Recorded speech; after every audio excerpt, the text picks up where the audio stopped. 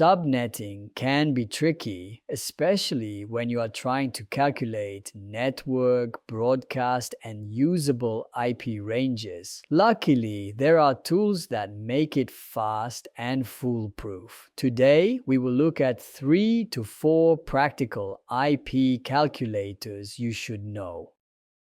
First up, subnetonline.com. Perfect for quickly identifying your network ID, broadcast address, and usable range. Just enter your IP and subnet mask, and it calculates everything instantly, ideal for beginners who want to check their work.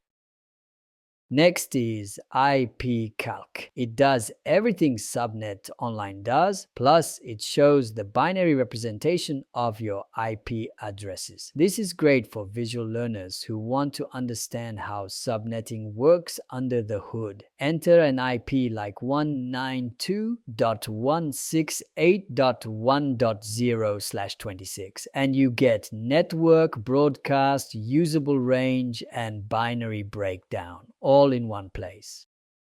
Need to divide a large network into multiple smaller subnets? SolarWinds Subnet Calculator is your friend. It's perfect for planning multiple subnets for departments, offices, or projects. You enter your large network block, specify the number of subnets or hosts per subnet, and it gives you all the subnets with their network and broadcast addresses. A huge time saver for engineers designing real networks.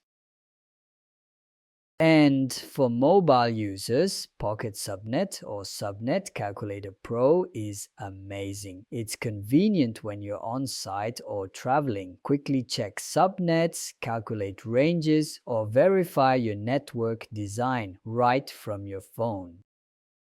These tools don't replace learning subnetting, but they make your life easier and your work faster. Always double-check your numbers and use these calculators to validate your designs.